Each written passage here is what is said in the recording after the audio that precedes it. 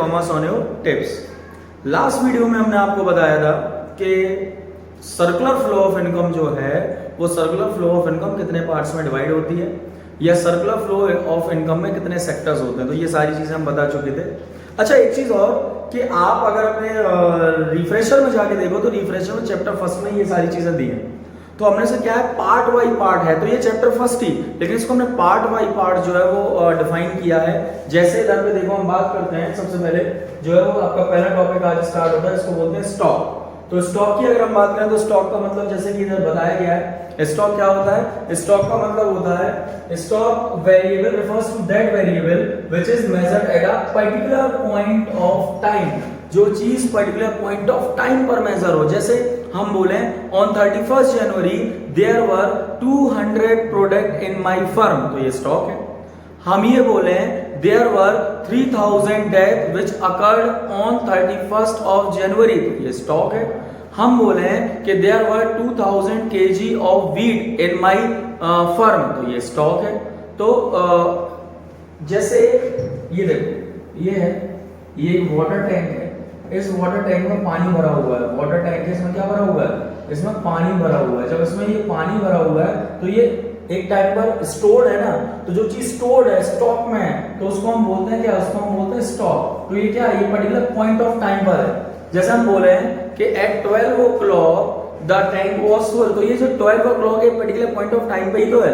जब ये particular point of time पर है तो इसको हमने क्या बोला, इसको हमने बोला स्टॉक। स्टॉक के बाद जो है हम बात करते हैं किसकी, स्टॉक के बाद बात करते हैं दूसरा जो आता है फ्लो। अब आप कहोगे फ्लो क्या है, तो स्टॉक का जस्ट अपोजिट फ्लो है। स्टॉक का जस्ट अपोजिट फ्लो क्यों है, स्टॉक का जस्ट अपोजिट फ्लो इसलिए है क्योंकि फ्लो का मतलब क्या होता है, फ्लो का मतलब होता है कि flow variable refers to a variable which is measured over a period of time. Over a period of time का मतलब इसमें टाइम लगता है, ओवर अ पीरियड ऑफ। जैसे हम बोले ड्यूरिंग जनवरी तो 1 जनवरी से 31 जनवरी। हम बोले ड्यूरिंग फरवरी तो 1 फेब टू 28 फेब या 29 फेब। या अगर हम बोले ड्यूरिंग अ वीक मतलब from Monday to next Monday, तो ये पूरे हफ्ता। हम बोले ड्यूरिंग अ डे मतलब पूरा दिन। तो ये सब क्या होते हैं, ये सब जो है वो आपके आते हैं किसमें, फ्लो में। तो फ्लो का मतलब क्या है, जैसे मान लो ये आपका एक वाटर टैंक है, इसी के हम एग्जांपल से दे रहे हैं कि आप कंफ्यूज ना हो। ये आपका वाटर टैंक है और इसमें जो है आपने नल लगा दिया, टैप लगा दी। अब क्या हुआ, जो आपका वाटर स्टोर था, पानी जो है क्या था, जो आपका पानी स्टोर था, अब ये पानी क्या हो गया, अब ये पानी धीरे धीरे बाहर निकलने लगा। जब ये पानी धीरे धीरे बाहर निकलने लगा तो ये क्या होगा, ये फ्लो हुआ। ये क्या हुआ, ये फ्लो हुआ क्योंकि वाटर बाहर निकलने लगा। तो एक पीरियड ऑफ टाइम ये बोले कि ये वाटर टैंक 1 घंटे में खत्म हो गया या इस वाटर टैंक का पानी 1 घंटे में खत्म हो गया, तो क्या ये फ्लो है, मतलब पूरा 1 घंटा लगा, तो ये फ्लो होता है। अब आप कहोगे सर हम तो कंफ्यूज हो रहे हैं, स्टॉक और फ्लो दोनों में कंफ्यूज हो रहा है कि एक्चुअल में स्टॉक क्या है, सर फ्लो क्या है, अब इनमें डिफरेंसेस क्या है। तो हम डिफरेंसेस के थ्रू आपको और अच्छे से पता चलेगा कि स्टॉक और फ्लो में डिफरेंसेस क्या है। तो देखो बात करते हैं स्टॉक और फ्लो के डिफरेंसेस की। तो ओवरऑल हमने पूरा एक्सप्लेन किया है स्टॉक और फ्लो के डिफरेंसेस को। ओवरऑल अगर हमने एक्सप्लेन किया तो इसको प्रॉपर तरीके से जो है वो आप देखना। सबसे पहले बात करते हैं दोबारा से, स्टॉक क्या होता है, stock variable refers to that variable which is measured at a particular point of time. जो चीज पर्टिकुलर पॉइंट ऑफ टाइम पर मेजर होती है उसको हम क्या बोलते हैं, स्टॉक। फिर बात आती है फ्लो की। तो फ्लो का मतलब क्या होता है, flow variable refers to that variable which is measured over a period of time. Over a period of time का मतलब क्या होता है, जैसे हम ऑलरेडी बता चुके हैं, पॉइंट ऑफ टाइम मतलब पर्टिकुलर पॉइंट पर कि ऑन, जैसे फॉर एग्जांपल वही एग्जांपल लेते हैं 31 जनवरी, ऑन 24 जनवरी, तो पॉइंट है। और पीरियड का मतलब ड्यूरिंग जनवरी, ड्यूरिंग फरवरी, तो ये फ्लो। फिर दूसरा क्या है, it does not have time dimension. देखो स्टॉक में क्या नहीं होता है, टाइम डायमेंशन नहीं होता। क्यों नहीं होता है टाइम डायमेंशन, जैसे हम बोले ऑन 2 ऑफ मार्च, तो 2 ऑफ मार्च में कोई टाइम डायमेंशन नहीं, जबकि फ्लो में क्या होता है, it has a time dimension.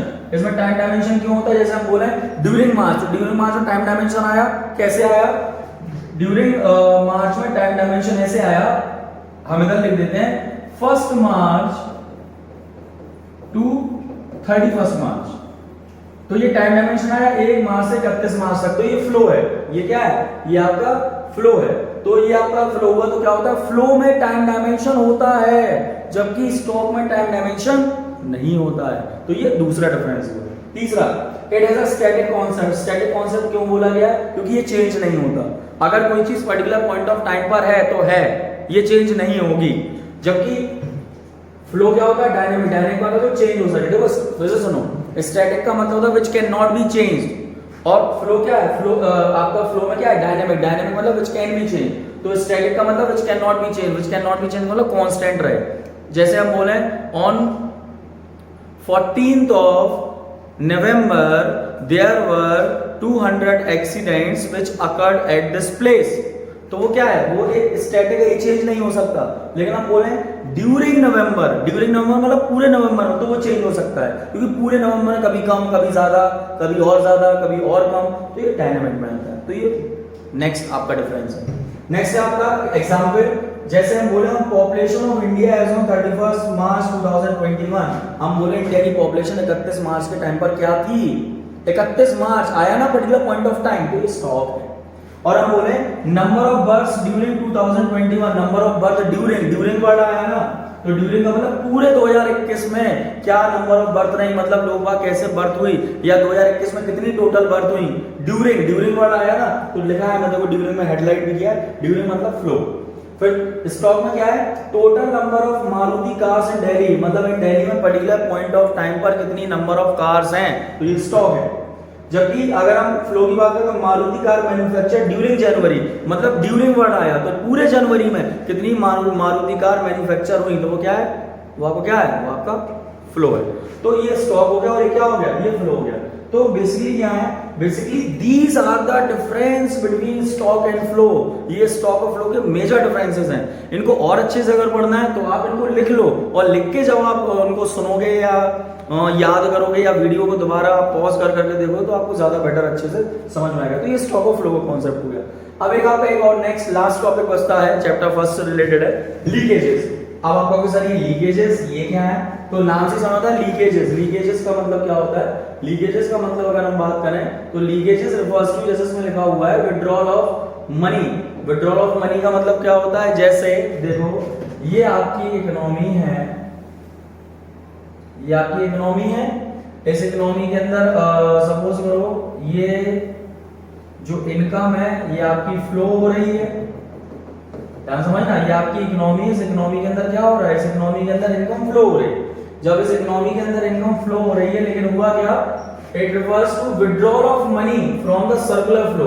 Withdrawal of money from the circular flow मतलब ये जो इनकम फ्लो हो रही, ये इनकम बाहर जाने लगे, मतलब ये पैसा बाहर जाने लगे, बाहर तो फॉरेन सेक्टर में चला जाए, गवर्नमेंट के पास चला जाए, या फाइनेंशियल मार्केट में चला जाए, मतलब ये पैसा बाहर जा रहा है ना। जब ये पैसा बाहर जा रहा है तो किसमें आएगा, ये लीकेजेस में आएगा। किसमें आएगा, लीकेजेस में आएगा। अब आप कहोगे सर बाहर पैसा जाता कैसे है, मतलब जब ऑलरेडी इकोनॉमी फ्लो हो रहा है तो बाहर पैसा कैसे जाता है। तो आइए देखते हैं कि कितने तरीके से हमारा पैसा बाहर जा सकता है, हमारा मतलब हाउस होल्ड और फर्म्स का। तो नेक्स्ट जो आपका स्लाइड है उस स्लाइड में यही बताया जाएगा। जैसे ये देखो, सबसे पहले जो हम बात करते हैं टू सेक्टर इकोनॉमी की, तो टू सेक्टर इकोनॉमी में क्या होता है, लास्ट वीडियो में बताया था, अब बार बार ना पूछना टू सेक्टर इकोनॉमी क्या होती है। तो सुनो, टू सेक्टर इकोनॉमी होता है हाउस होल्ड और फर्म। जब two sector economy household और फर्म होगा, मतलब फाइनेंशियल मार्केट क्या लिखा है, विदाउट, बिना फाइनेंशियल मार्केट के जब कोई भी इकोनॉमी होती है तो कोई लीकेजेस होते ही नहीं है, लिखा है ना, नो लीकेजेस, कोई लीकेजेस होते ही नहीं है, मतलब पैसा बाहर जाता ही नहीं है, या तो हाउस होल्ड के पास रहेगा या फर्म्स के पास रहेगा। दूसरा है two sector economy with financial market, मतलब अगर फाइनेंशियल मार्केट है तो पैसा क्या होगा, पैसा आपका आपके पास से दूर जाएगा। जैसे मान लो आपके पास पैसा आ गया, आपने क्या कर दिया, आपने पैसे को सेव कर दिया, तो पैसा क्या हो गया, पैसा बाहर चला गया, पैसा बाहर विड्रॉ हो गया, तो ये आपको क्या हो गया, ये आपकी हो गई सेविंग। इस तरीके से two sector economy financial market में पैसा बाहर जाता है। फिर बात आती है थ्री सेक्टर। थ्री सेक्टर में कौन आता है, थ्री सेक्टर में हाउस होल्ड, फर्म्स और गवर्नमेंट। तो जब फाइनेंशियल मार्केट ऑलरेडी एग्जिस्ट करता है थ्री सेक्टर में तो सेविंग तो होगी, साथ में जब गवर्नमेंट आ गई तो तुमने अपना हाउस टैक्स दिया, तुमने अपने इनकम टैक्स दिया, तुमने जीएसटी रिटर्न भरा, तो ये सब टैक्सेस ही तो है। तो ये भी क्या हुआ, ये भी पैसा आपकी इनकम से बाहर गया, क्योंकि हम लीकेजेस के बता रहे हैं, याद रखना। जो हम बेटा एग्जांपल्स आपको बता रहे हैं, these all are the examples of क्या, लीकेजेस। उसके बाद आता है आपका फोर्थ सेक्टर इकोनॉमी। कौन सी sector economy, fourth sector economy. तो फोर्थ सेक्टर इकोनॉमी में क्या होगा, फोर्थ सेक्टर इकोनॉमी कौन कौन आता है, house hold, firms, financial market, government, और चौथा कौन ऐड हो जाता है, फॉरेन सेक्टर। तो फॉरेन सेक्टर में कैसे पैसा बाहर जाएगा, सेविंग तो होगी, क्योंकि कौन है, बैंक है, मतलब फाइनेंशियल मार्केट है। टैक्सेस तो जाएंगे ही जाएंगे, क्यों है? क्योंकि गवर्नमेंट है तो हमें पैसा देना ही है बाहर। और तीसरा क्या हो गया, जो आपका तीसरा है वो क्या है? तीसरा है आपका इंपोर्ट्स। इंपोर्ट्स का मतलब समझते हो? इंपोर्ट्स का मतलब होता है कि जो चीजें, सपोज करो हमने बाहर से ये पेन मंगाया, तो पेन मंगाया तो उसके बदले पैसा देंगे नहीं देंगे? तो ये पेन हमने इंपोर्ट किया, उसके बदले हमारी इनकम से पैसा बाहर गया, तो ये इंपोर्ट्स है। तो these all are the example of what, ये सारे जो एग्जाम्पल हैं, ये सारे एग्जाम्पल किसके हैं? लीकेजेस के हैं। अब बात किसकी करते हैं? बात करते हैं इंजेक्शन की। तो नाम से समझता है इंजेक्शन, जैसे आप डॉक्टर के पास जाते हो, आप बीमार हो या कोई भी बीमार है, डॉक्टर ने कहा इंजेक्शन लगेगा, तो इंजेक्शन का एक्चुअल मतलब कभी तुमने पता किया है क्या होता है? इंजेक्शन, इंजेक्ट होना, मतलब जो तुम्हें बीमारी, उस बीमारी से लड़ने के लिए जब डॉक्टर तुम्हें इंजेक्शन लगाता है, मतलब जो भी दवाई है वो आपकी बॉडी में क्या हुई? इंजेक्ट हुई ना, अंदर गई नहीं गई? वैसे ही इकोनॉमी के साथ होता है। जैसे ये इकोनॉमी है, इस इकोनॉमी के अंदर ये हमारी इनकम जो है वो फ्लो हो रही है। जब इस इकोनॉमी के अंदर इनकम क्या हो रही है? इनकम जो है वो आपकी फ्लो हो रही है, लेकिन हुआ क्या? ये इनकम देखो, इनकम आपकी फ्लो है, लेकिन अब हम क्या पढ़ रहे हैं? इंजेक्शन। तो क्या लिखा है? Injection refers to the introduction of the income, मतलब नई इनकम आना। इंट्रोडक्शन ऑफ द इनकम का मतलब बाहर की इनकम इकोनॉमी में आना। हमारी इनकम बाहर नहीं जाना, बाहर की इनकम क्या आना? इकोनॉमी में आना। तो उसको बोलते हैं सर्कुलर फ्लो। एग्जांपल्स, अभी हम एग्जांपल्स भी बताते हैं। तो जब पैसा बाहर से इकोनॉमी में आया, जैसे अभी तुमने इंजेक्शन लीकेजेस में क्या पढ़ा था? हमारा पैसा बाहर गया। अब हम क्या कर रहे हैं? बाहर का पैसा हमारी इकोनॉमी में आ रहा है। जब बाहर का पैसा हमारी इकोनॉमी में आ रहा है तो ये हमारे लिए क्या है? ये हमारे लिए बेनिफिशियल है। लेकिन बात आती है बाहर का पैसा इकोनॉमी में आता कैसे? तो सुनो कैसे आता है। सबसे पहले बात करते हैं टू सेक्टर इकोनॉमी की। देखो ध्यान से देखना, सबसे पहले बात किसकी करते हैं? टू सेक्टर इकोनॉमी की। तो टू सेक्टर इकोनॉमी की अगर हम बात करेंगे तो टू सेक्टर इकोनॉमी में क्या होगा? टू सेक्टर इकोनॉमी में नो इंजेक्शन, कोई इंजेक्शन नहीं होगा, क्योंकि दो ही सेक्टर है, हाउस होल्ड और फर्म्स। तो ना तो कोई पैसा बाहर से आ रहा है और ना बाहर कोई पैसा जा रहा है। फिर बात आती है two sector economy with financial market, मतलब कंडीशंस, एग्जांपल वही है, ये तरीके बदल गए, एग्जांपल बदल गए। जैसे अब बैंक आ गई, तो बैंक आ गई तो क्या होगा? बैंक से तुम पैसा ले सकते हो। जब बैंक से तुमने पैसा लिया तो क्या हुआ? इन्वेस्टमेंट ही तो हुआ। जब बैंक से तुम पैसा ले सकते हो तो क्या हुआ? इन्वेस्टमेंट ही तो हुआ। तो ये हुआ two sector economy with financial market. तीसरा होता है three sector economy. Three sector economy में गवर्नमेंट और क्या? हाउस होल्ड और फर्म्स। तो जब गवर्नमेंट आ गई तो क्या हुआ? इन्वेस्टमेंट तो हो गई होगा, क्योंकि ऑलरेडी बैंक है, फाइनेंशियल मार्केट है। और दूसरा क्या है? Government expenditure. गवर्नमेंट एक्सपेंडिचर मतलब जैसे गवर्नमेंट पैसा खर्च करती है रोड्स को बनाने में, रेलवेज को बनाने में, सोशल वेलफेयर के लिए, तो पैसा कहीं ना कहीं इकोनॉमी में इंजेक्ट हुआ ना। फिर चौथा होता है फॉरेन सेक्टर। तो फोर्थ सेक्टर, इसमें फॉरेन सेक्टर बोलते हैं इसको। तो फोर्थ सेक्टर में क्या है? फाइनेंशियल मार्केट तो वही, तो इन्वेस्टमेंट होगा, गवर्नमेंट तो वही, तो गवर्नमेंट एक्सपेंडिचर्स भी होंगे। और तीसरा क्या? एक्सपोर्ट। मान लो हमने जब लीकेजेस थे तो हमने बाहर से ये मंगाया था, अब इंजेक्शन में क्या हुआ? हमने ये पेन बाहर भेजा तो उसके बदले हमारे पास पैसा आया, तो बाहर का पैसा इंजेक्ट हुआ। तो जब ये पेन हमने बाहर भेजा तो ये एक्सपोर्ट ही तो है। तो ये एग्जाम्पल्स किसके हैं? ये एग्जाम्पल्स जो है वो सारे किसके हैं? ये एग्जाम्पल्स आपके जो हैं वो सारे के सारे आपके किसके हैं? फोर्थ सेक्टर इकोनॉमी के। किसमें? फोर्थ सेक्टर इकोनॉमी में है। किसके? इंजेक्शंस के, लीकेजेस के। ये एग्जाम्पल्स हैं इंजेक्शंस। ठीक है, तो आप इसको पढ़िएगा और ये बहुत अच्छे से आपको समझ में आएगा, क्योंकि विद नोट्स हमने आपको इधर पे एक्सप्लेन किए। ठीक है, हैव अ नाइस डे।